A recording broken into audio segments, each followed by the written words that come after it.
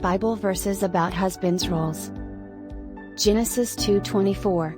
That is why a man leaves his father and mother and is united to his wife, and they become one flesh. Matthew 19:3.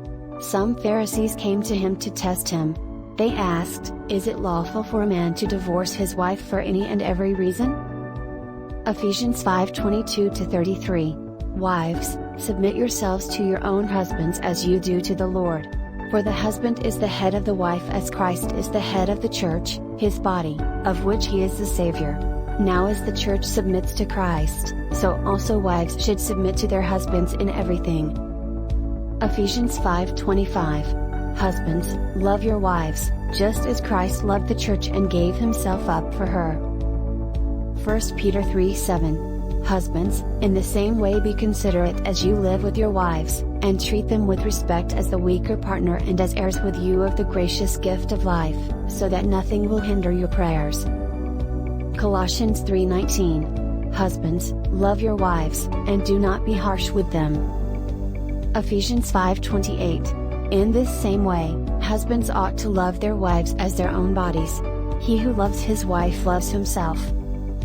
Ephesians 5:33. However, each one of you also must love his wife as he loves himself, and the wife must respect her husband. 1 Timothy 5:8. Anyone who does not provide for their relatives, and especially for their own household, has denied the faith and is worse than an unbeliever. Galatians 6:10. Therefore, as we have opportunity, let us do good to all people, especially to those who belong to the family of believers. 2 Corinthians 12:14. Now I am ready to visit you for the third time, and I will not be a burden to you, because what I want is not your possessions but you. After all, children should not have to save up for their parents, but parents for their children. 1 Corinthians 11:3.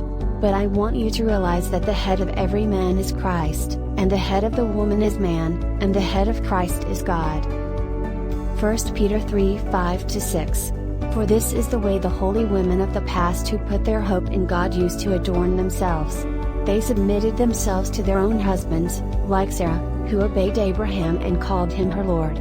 You are her daughters if you do what is right and do not give way to fear. Proverbs 22:6. Start children off on the way they should go, and even when they are old they will not turn from it. Ephesians 6:4. Fathers, do not exasperate your children, instead, bring them up in the training and instruction of the Lord.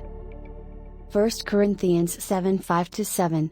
Do not deprive each other except perhaps by mutual consent and for a time, so that you may devote yourselves to prayer. Then come together again so that Satan will not tempt you, because of your lack of self-control. I say this as a concession, not as a command.